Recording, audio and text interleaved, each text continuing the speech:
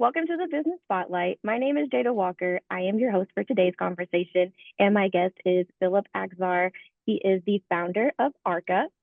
Today, we will be talking about his business, the journey to business ownership, challenges, best practices, and share a peek of what it's really like to build and operate a business. So, Phillip, welcome to the show, and thank you so much for being here today. I would love for you to share a little bit about your background, of who you are, and a little bit of your business as well. Sweet. Thanks for having me. Appreciate it, Jada. ARCA, we're a simple way to design and order packaging online, the same way you would, uh, you know, get a business card with just a few clicks going to like a Vistaprint or a Moo.com. You can do the same thing for your packaging through arca.com. My background, I've been in supply chain since the college years. First generation born. I studied industrial engineering at Cal Poly San Luis Obispo.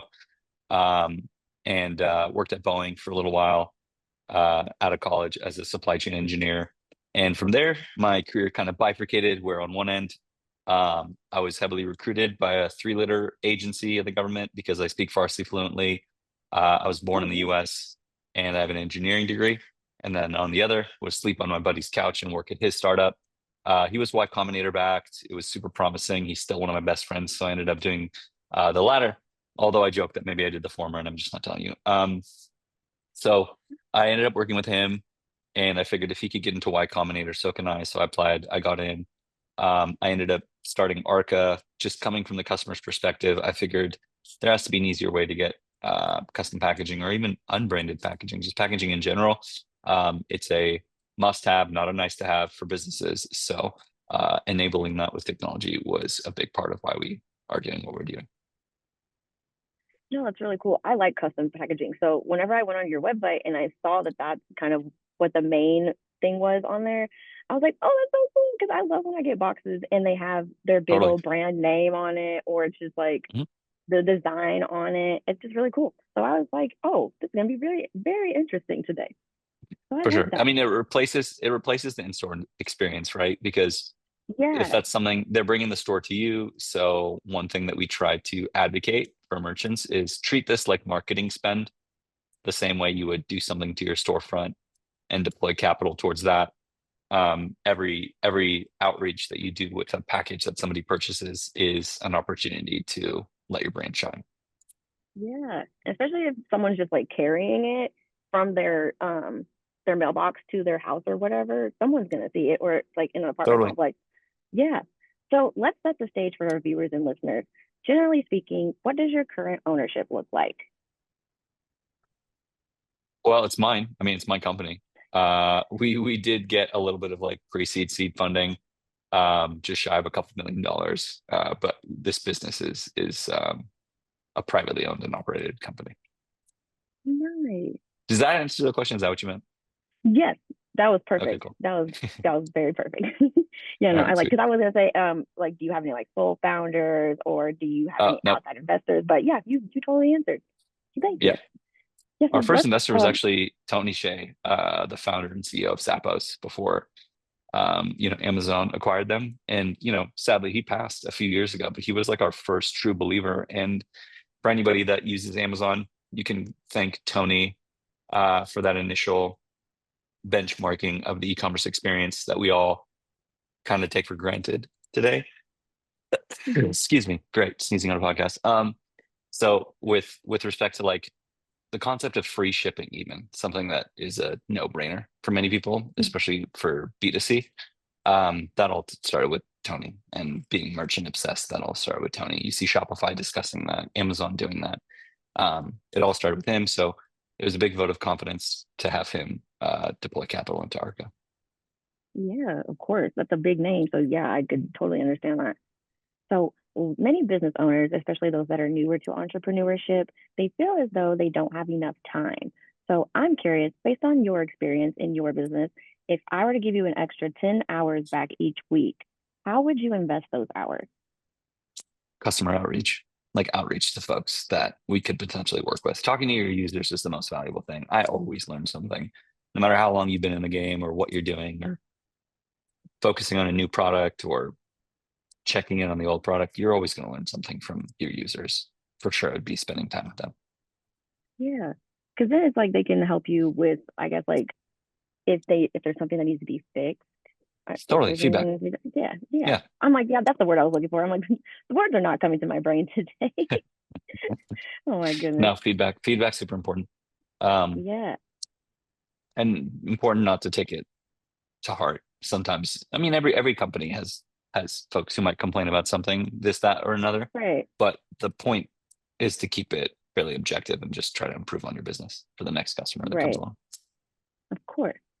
So before we get into the nitty gritty of your business, let's take a look into your background and what led you here. So you talked about it a little bit earlier. So why did you choose to go into business for yourself as opposed to choosing to work for someone else? Like, what was that transition like for you? Um,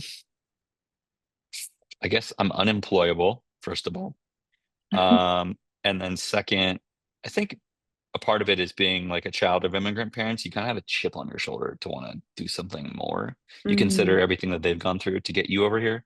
And then yeah, the concept of, working for someone else when there's so many opportunities to see that you could do a better job of something that your superior might be able to do. Um, and of course, you have to like believe in yourself to think that you can pull it off. Because if you don't, nobody will. I know that's cliche, but if you don't believe no, in of yourself, course. nobody will. So it starts with that, I would say. It Yeah, definitely starts I with was that. just saying that yesterday with another person I interviewed. I was like, if you don't believe in yourself, how do you expect other people to believe in you? Like, Yeah, doesn't make any sense. yeah, absolutely. I mean, I would say Yeah, that's the number one thing. yes. And as you look back on your journey so far, what has been the most memorable roadblock or hurdle that you were challenged with and you were forced to overcome? Um, I think honestly, man, it comes to like managing your own psychology and working with others more than anything else. I'd say that's like the biggest roadblock. It's why that saying is startups die by suicide, not homicide. Like another startup's not going to come on through and take you out. It's more so things like implode and crumble from within. So being able to get up every day and you know nose to the grindstone and in many, many cases do the exact same thing and repeat the same message internally, especially without getting annoyed by it or taking it to heart when others get annoyed by it. Because I mean that's the important of growing and scaling a business. It's a marathon, not a sprint. And Right. so I would say just getting better at that. And that's like a daily roadblock, to be honest, that you're getting just better and better at navigating. Yeah. Versus like some big, I mean, look, there's plenty of stories in terms of, a meteor hit this company when we were working on a partnership with them, or a meteor hit our company when we were trying to scale something. Sure. But the everlasting, ever improving need for getting better and challenging yourself has to do with managing your own psychology and that of your team members. Yeah, of course. And I love to like read, I guess, self-help books. I guess that's what they're called. But yeah, Sure. I do a lot of that. Yeah, I love that stuff. So let's move Reading forward and bios. oh, I'd say like reading bios would probably be one of the best things too. Like you learn so many lessons just reading really? about people that have done it before. Oh yeah, absolutely. Whether it's like, former founders of companies or um, leaders of institutions, whether it's like a founding father or a president of one country or even a dictator of another country. You learn Mm, something from all of them yeah. in a way that a self-help book is explicit about. But I'm kind of like a learn by doing kind of guy. Maybe it's because Yeah. I went to Cal Poly. Their saying was learn by doing. It was a very application based versus theory based university. Um, and you learn a lot just reading about people who are more successful than you. So I recommend that. Well, I would definitely take note on that because I've been kind of dabbling and doing stuff like that, especially with doing these podcasts. Like we have to research you guys, and so it's been really nice, like learning about you before you come on, and then being able to be like go into something that I see and ask you about it or whatever. Yeah, it's been For really cool. sure. All right, so let's move on to what makes your business so special. So, who primarily does your business serve? I say it's basically anyone that needs packaging, correct? Totally. If they ship online, they should talk to us, period. Because we'll do any type of packaging that requires a shipping label. Now that's a box, a poly mailer, a stay flat, a bubble mailer, whatever is going to go in the mail. It's going to go in a package. Nobody slaps a label on a t-shirt and throws it in the mail. It goes in something. And that's where we come in. Awesome. Cool. Beauty, apparel, cosmetics, home goods, supplements, any of these folks that sell product online should talk to us. Yeah. So what do you think makes your business unique? This is not a fairly customer-centric, tech-enabled industry. It's a very old school, still sends catalogs in the mail type of company. I don't know if this is the video is recorded as well, but I'm holding up a Uline catalog. That's one of our main competitors. Look, huge company. They do north of 10 billion a year. Not a $10 billion valuation. They do north of 10 billion a year as a company with revenue. And it's mostly just warehouse supplies and packaging. They don't even do the custom stuff. So we do that and custom. And to be able to have a online catalog that substitutes a physical catalog, an online customizer, which isn't even available in the physical space. You need to have something digital to help enable that. And just like a fleet of folks on the customer support side that can be responsive to you within 12 to 24 hours or in real time using chat is something, again, that you and I take for granted, but is Hmm. practically non-existent in the supply chain space. Yeah. Yeah, no. And I love when you said something about like the customer service being available 24 hours because there's companies where you can't get a hold of them or it's like they're only available during the certain hours. So I like whenever there's a company where I can get a hold of them where like let's say I'm ordering something at 11 p.m. like I'd be able to get a hold of them. So yeah, I like that. That's really cool. Totally. Okay, so what is one thing that you wish more people knew about your business? The scope of packaging that we're able to provide. Sometimes people come to us and they want custom packaging, and it might not be the right time for them to get custom packaging, so they're deterred from moving forward with the experience, not knowing that they actually could have just bought a plain brown box from Regular. us with like, branded tape, for example. And that's something that we Yeah, encourage is, look, you don't need to come to us and spend a bunch of money if you don't have it. We want to grow with you. We'll even right. say, don't buy packaging from us, buy branded tape and go to the post office and get free packaging, right? There's a time and place for everything. And depending on where you're at in your business journey, we'll be able to help you. So I wish more folks knew that. Okay, so this is actually going to lead me into marketing. So I, of course, think that this is vital for every business out there, and it's often forgotten by a lot of businesses, or they just kind of struggle with it a little bit.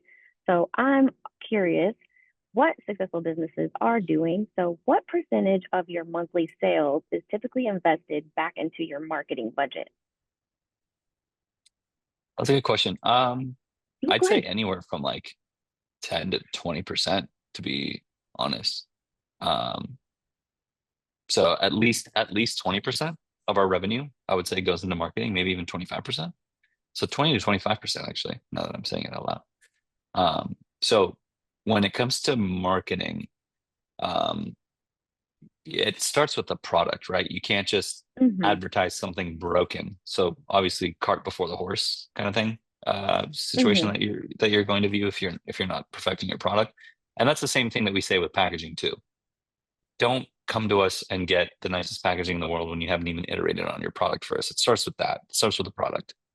Um, and then the packaging can evolve over time, just as the product does. But marketing is important. Obviously, you want to get the word out about your business, but nothing does marketing as well as word of mouth. So setting up a reputation as something and someone that people can trust, I think, is priority number one. So um, marketing is such a veneer of everything else that you need to be sure that you work from the inside out. Yeah, I like that answer. So, what is the number one marketing strategy that has brought you the most business that you can think of? 100% word of mouth, reputation. Word of mouth. I feel like that's been Yeah. a lot of people's answers recently. Is just word of mouth. Well, in a world with so much noise, isn't that the biggest thing that you think can really cut through it is something that Mm-hmm. somebody recommended? Otherwise, what? You're Yeah. gonna look it up on Google or look it up on ChatGPT or whatever, and it's gonna come back with a myriad of answers, and you're gonna get decision paralysis. Whereas if you know somebody who's used something firsthand, that primary resource is definitely gonna shine through all the noise. Yes. I love whenever people will tell me things like an influencer, not the ones that you see on Instagram. I like to hear it from my friends who I actually know and like they've used Totally. it. That's the best. So yeah, I know exactly what you mean. And I usually, after every interview, I always go and tell someone about who I interviewed or about their product because I always think you guys are so cool.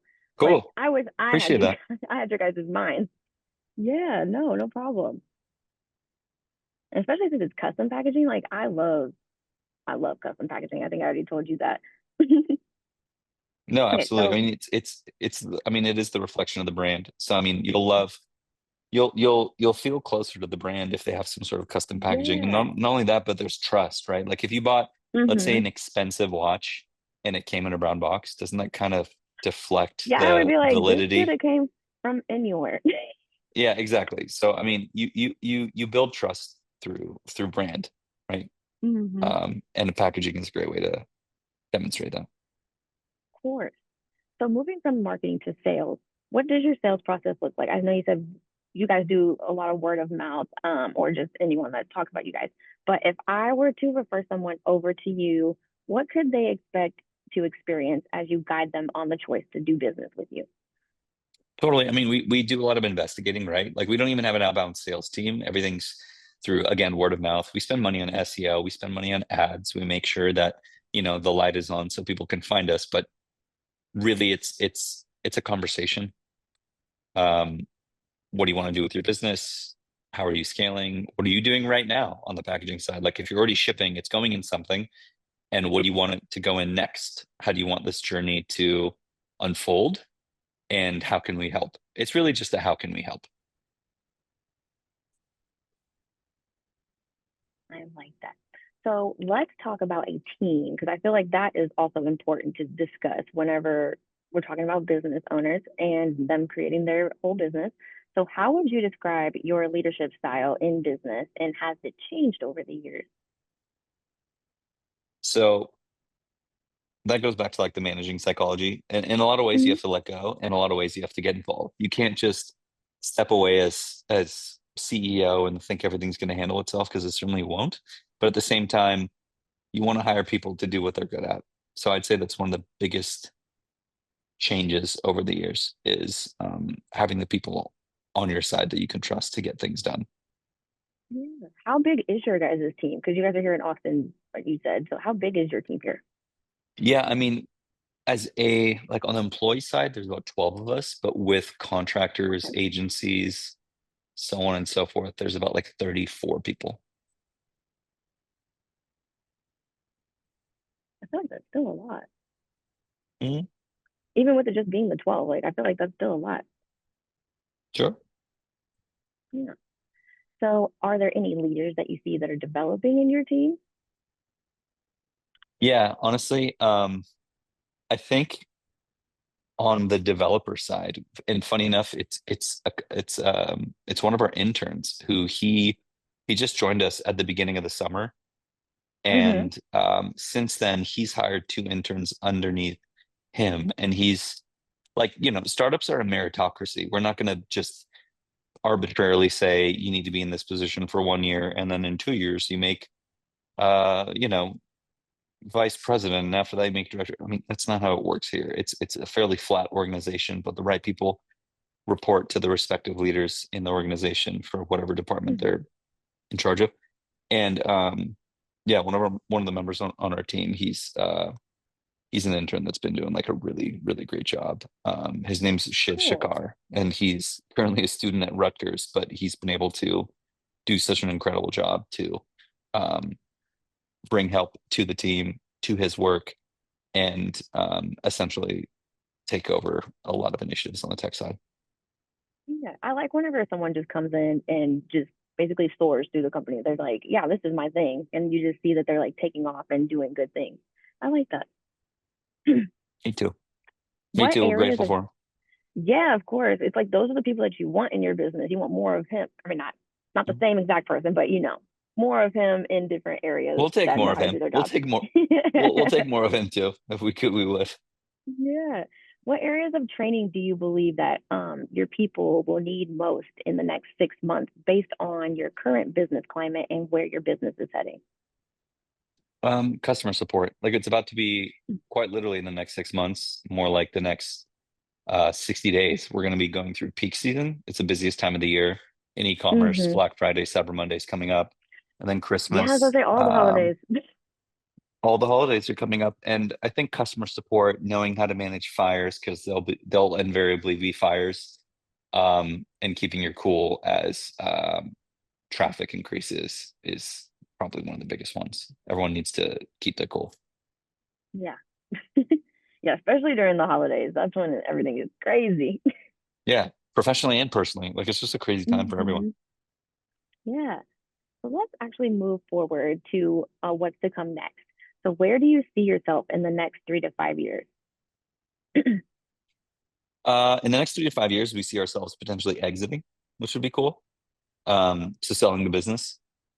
We've had Yeah. folks in the space, competitors, eventually scale and sell, but I really want ARCA to stand out as the crown jewel of the packaging crown, just because there are folks that have scaled in the space, have exited due to necessity, whereas we want to scale and exit due to how special and unique our technology is, our book of business is, our scope and capabilities are. So, um, prepping for that is going to mean that departments really need to have everything ironed out from a process perspective, from a turnkey perspective, in the sense that we have processes in place that anyone can just jump in and take over, even if they've never done that job before. So, um, perfecting what we've already built, I'd say, is one of the biggest things.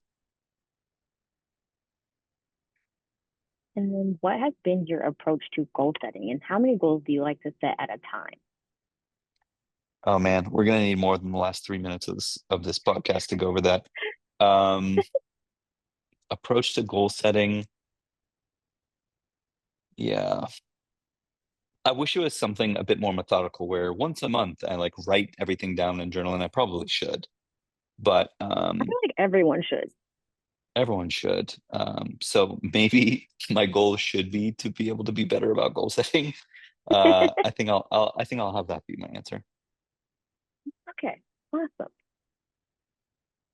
Otherwise, I was we like, have and weekly that's it. KPIs as a company. Like, look, I mean, from like a revenue perspective, that's the one thing that solves all problems, right? So, Hmm. I was more so answering personally, but as a business, wanting to grow 15% month over month, grow 2x to 3x year over year, and especially with the opportunity that AI lays in front of us, that's 100% achievable. Yeah, of course. No, I love that answer. Okay, so you have a really interesting story. I have loved it so far. But as we wrap up, I have a few rapid fire questions that I'm going to ask you. Let's Are do you it. ready? Awesome. Let's do it. So what is the key to success for you? Gosh. Consistency, straight up consistency is key.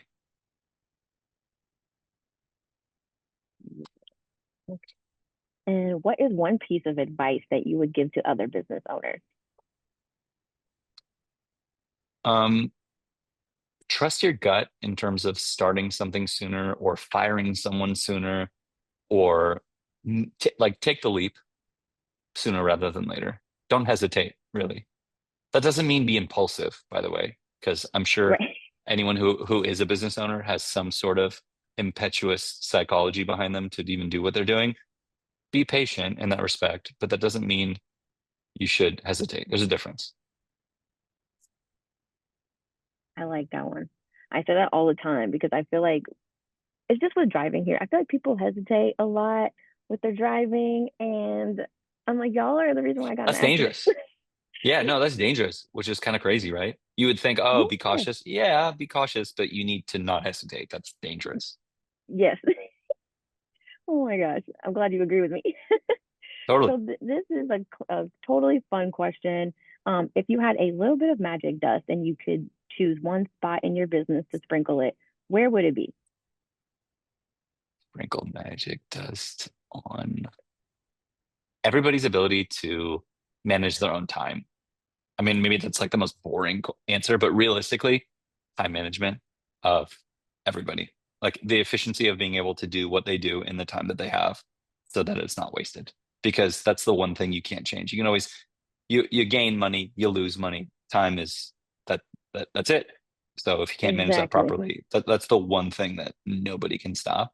So improving on the time efficiency side, I think, is I probably feel one of the like best things you could sprinkle on. I feel like you just had like the best answer ever to that because I've never, out of all the people I've asked that, I've never heard them say that. But yeah, it is like What's you one of the waste common time. They usually just say like their marketing what? because a lot of No. them they just don't know how to do. I don't know. They I mean, struggle yeah, with it. So and I'm not saying we can't have better marketing, but at the end of the day, if our marketing team was better at managing their time, ideally that would result in a better product because of the efficiency that they gain, right? yeah, Otherwise, it's just not a good hire. That just means like swapping out your marketing, but I mean straight up time, sprinkle it on time. yes. All right. Well, before we get into the final question of the day, please share with our audience how they can follow you and learn more and contact you. Totally. So ARCA packaging on Instagram, on Meta rather. If you look up ARCA packaging pretty much anywhere on any of the socials, whether it's TikTok or Meta or on Google, um, our website's arka.com. You can hit us up, support@arka.com, and bring us any questions you might have about your business or potential business. Happy to do a free audit on your packaging to see if we can beat your existing costs, even if you're, a massive company, we'll still be able to take a look under the hood and see where inefficiencies are. Awesome. Well, thank you. We definitely appreciate that. We had a great conversation. I really enjoyed Yeah, hearing your thank you. story. Yeah, of course. And also, I encourage all of you watching to save this show and come back and watch it again because Philip really did have some very good insights for business. And don't forget to like and subscribe to our channel so that you can get notifications every time a new conversation drops, just like this one. Thank you to everyone who joined us today, and special thank you to you, Philip, for being here with us Thank you. today. We really appreciate it. Thanks for having me, Jada. Thanks for listening, everybody.